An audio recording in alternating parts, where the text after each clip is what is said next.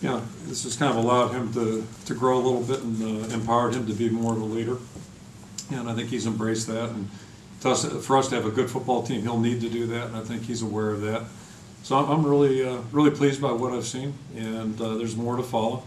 And I think his upside is really good. So it's just all part of the process. It's a lot's been written and said about him, but the bottom line is he hasn't played a lot in games over the last couple of years. So getting out on the field and actually playing is going to be great for him. But the good news is I think he's prepared for that. I think he's if we were playing tomorrow, I think he'd be ready to go, and that's a good thing. You said back in January that you wanted to focus on football and some other things. What have you done differently these last 4 months, and what do you plan to this summer, maybe differently than the last couple of years? Just trying to be a little bit more cognizant on my calendar, and not saying yes to everything and everybody. Just making sure we take care of first things first, and it starts with our players, our coaching staff, and it's like I said earlier about the recruiting and the football part. It's a tough juggling act.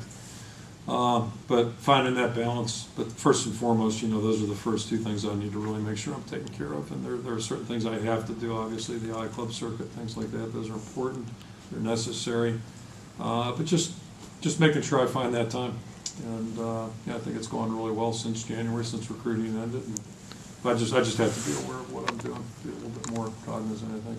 When you look at Marshall Kane's progress, he got that field goal, I think it was against Iowa State, just thrown in, kicked the field goal, and it seemed to wash away a lot of that issues early in the season. He kicked one, with the wind and swirling and everything today. I mean, what's his progress been at kicker, and how can you apply that maybe to punter eventually? Yeah, it's kind of representative of every player. You usually go through some ups and downs, and usually you experience some bad moments. That's just part of playing college football. And the key for any player, I think, is can they fight through that thing? Can they endure that?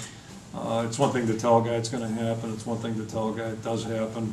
But the key is, how do they respond? And Marshall's a pretty mentally tough guy, and he's kept his focus where it needs to be. He's very committed and doing a good job. And you could say it really about a lot of the younger players, and that's part of that process, realizing that you're going to get knocked down a little bit or go through some disappointing experiences. And there's only two ways to go when that happens. Do you compete? Do you try to go back and learn and try to improve? And most of the good players we've had here, that's been their history. They've really, they didn't just start on third base. They had to work their way around there, and it's certainly the case with Marshall. He's done a really good job.